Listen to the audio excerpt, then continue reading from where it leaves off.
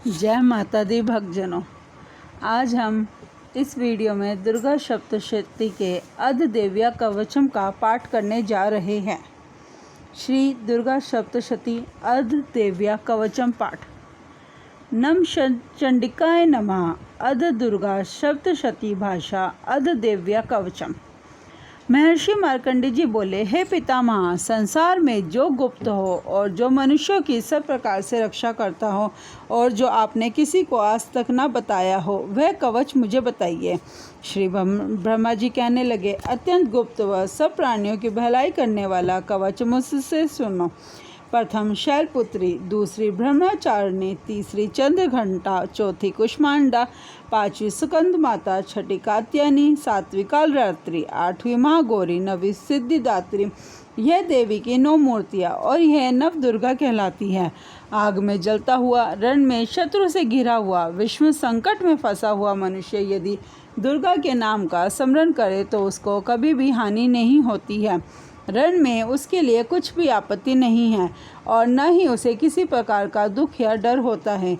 हे देवी, जिसने श्रद्धापूर्वक तुम्हारा स्मरण किया है उसकी वृद्धि होती है और जो तुम्हारा चिंतन करते हैं उनकी तुम निस्संदेह रक्षा करने वाली हो। चामुंडा प्रेत पर, 12 ही भैंसे पर, रोद्री हाथी पर, वैष्णवी गरुड़ पर अपना आसन जमाती है। माहेश्वरी बैल पर, कुमारी मोर पर और हाथ में कमल लिए विष्णु प्रिया लक्ष्मी जी के कमल के आसन पर विराजती है। बैल पर बैठी हुई ईश्वरी देवी ने श्वेत रूप धारण कर रखा है और सब प्रकार के आभूषणों से विभूषित ब्राह्मणी देवी हंस पर बैठती है। और इस प्रकार यह सब देवियाँ हर प्रकार के योगों से युक्त हो अनेक प्रकार के रथ धारण किए हुए हैं। भक्तों की रक्षा के लिए संपूर्ण देवियाँ रथ में बैठी हुई तथा क्रोध में भरी हुई दिखाई देती हैं तथा चक्र, गदा, शक्ति, हल और मूसल, खेटक और तोमर, परशु तथा पाश, भाला और त्रिशूल एवं उत्तम शारंग आदि शस्त्रों को दैत्यों के नाश करने के लिए, भक्तों की रक्षा करने के लिए और देवताओं के कल्याण के लिए धारण किए गए हैं। हे महारौद्रे, अत्यंत घोर प्रकार, महान बल और महान उत्साह वाली देवी, तुमको मैं नमस्कार करता हूँ। हे देवी, तुम्हारा दर्शन दुर्लभ है। आप शत्रु के भय को बढ़ाने वाली है। हे जगदम्बिके, हे मेरी रक्षा करो। पूर्व दिशा में ऐन्द्री मेरी रक्षा करो। अग्निकोण में अग्निशक्ति, दक्षिण में ब्राह्मणी देवी, नृत्य कोण में खरक धारणी देवी मेरी रक्षा करो। वारुणी, पश्चिम दिशा में वायुकोण में मृगवाहिनी, उत्तर में कुमारी और ईशान में शूल धारणी देवी मेरी रक्षा करो। ब्राह्मणी, ऊपर की ओर से मेरी रक्षा करो और वैष्णवी देवी नीचे की ओर से मेरी रक्षा करो। इसी प्रकार शव पर बैठी चामुंडा देवी 10 दिशाओं में मेरी रक्षा करो। जया देवी आगे, विजया देवी पीछे की ओर, अजिता बाई और अपराजिता दाहिनी ओर मेरी रक्षा करो। उद्योगतनी देवी शिखा की रक्षा करे तथा उमा शिर में स्थित होकर मेरी रक्षा करे। इसी प्रकार मस्तक में मालाधारी देवी रक्षा करे और यशस्विनी देवी मेरी बोह का संरक्षण करे। बोह के मध्य भाग में त्रिनेत्रा नथनों की यमघंटा देवी रक्षा करे। नेत्रों के मध्य में शंखनी देवी और द्वारवासिनी देवी कानों की रक्षा करे। कपोलों की कालिका देवी और कानों के मूल भाग की भगवती शांकरी रक्षा करे। सुगंधा नासिका में और चर्चिका ऊपर के होठ में, अमृतकला नीचे के होठ की सरस्वती देवी जीभ की रक्षा करे। कुमारी देवी दांतों की और चंडिका कंठ प्रदेश की रक्षा करे। चंद्रघंटा गले की घंटी की और महामाया तालु की रक्षा करे। कामाक्षी ठोड़ी की, सर्वमंगला वाणी की रक्षा करे। भद्रकाली गर्दन की और धनुधरी पीठ के मेरुदंड की रक्षा करे। कंठ के भारी भाग की नीलगिवरा और कंठ की नली की नलकुबरी रक्षा करे। दोनों कंधों की खड़गनी और वज्रधारणी दोनों मेरी बाहों की रक्षा करे। दंडनी दोनों हाथों की और अंबिका देवी समस्त अंगुलियों की रक्षा करे। सुरेश्वरी देवी संपूर्ण नखों की, कुलेश्वरी देवी मेरी कुक्षी की रक्षा करे। महादेवी दोनों स्तनों की, शोक विनाशिनी मन की रक्षा करे।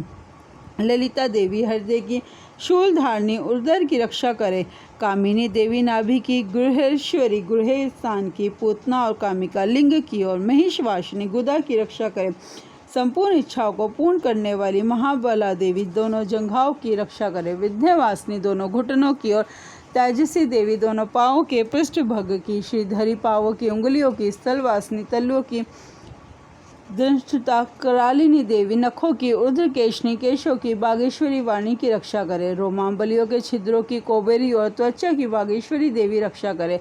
पर्वती देवी रज रक्त मज्जा वसा मांस हड्डी की रक्षा करे, काल रात्रि अनंतों की रक्षा करे, मुकुटेश्वरी पित्त की, पद्मावती कमल कोक्ष की, चूड़ामणि कफ की रक्षा करे, ज्वालामुखी नसों के जल की रक्षा करे, अवेगा देवी शरीर के सब जोड़ों की रक्षा करे, ब्रह्माणी मेरे वीर्य की, छतेश्वरी छाया की और धर्मकारिणी मेरे अहंकार मन तथा बुद्धि की रक्षा करे, प्राण अपान समान उदान और व्यान की वज्रहस्ता देवी रक्षा करे, कल्याण शोभना मेरे प्राण की रक्षा करे, रस रूप गंध शब्द और स्पष्ट इन विषयों का अनुभव करने समय योगिनी देवी मेरी रक्षा करे तथा मेरे सप्त गुण रजोगुण तमोगुण की रक्षा नारायणी देवी करे, आयु की रक्षा ब्राही देवी करे, वैष्णवी धर्म की तथा चक्रनी देवी मेरी यश कीर्ति लक्ष्मी धन तथा विद्या की रक्षा करे, इंद्राणी मेरे शरीर की रक्षा करे और हे चंडिके आप मेरे पक्षों की रक्षा करे, महालक्ष्मी मेरे पुत्रों की रक्षा करे और भैरवी मेरे पत्नी की रक्षा करे, मेरे पद की सुपुत्र तथा मार्ग की क्षमा करी देवी रक्षा करे,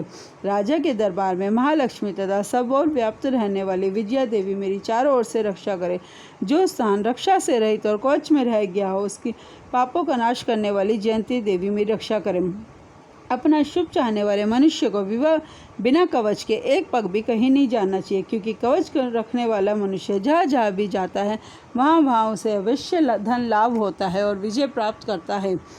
वह जिस अभिष्ट वस्तु की इच्छा करता है वह उसको इस कवच के प्रभाव से अवश्य मिलती है और वह इसी संसार में महा ऐश्वर्य को प्राप्त होता है। कवचधारी मनुष्य निर्भय होता है और वह तीनों लोकों में मान्य होता है। देवी का यह कवच देवताओं के लिए भी कठिन है। जो नृत्य प्रति नियम पूर्वक तीनों संध्याओं को श्रद्धा के साथ इसका पठन पाठन करता है उसे देव शक्ति प्राप्त होती है। वह तीनों लोकों को जीत सकता है तथा काल मृत्यु से रहित होकर 100 वर्षों तक जीवित रहता है। उसकी लुप्ता चर्म रोग विस्फोटक आदि समस्त व्याधियाँ समूल नष्ट हो जाती है और स्थावर जंगम तथा कृत्रिम विष दूर होकर उसका कोई असर नहीं होता है तथा समस्त अभिचारक प्रयोग और इस तरह से जितने यंत्र मंत्र तंत्र इत्यादि होते हैं इस कवच के हृदय में धारण करने वाले से नष्ट हो जाते हैं।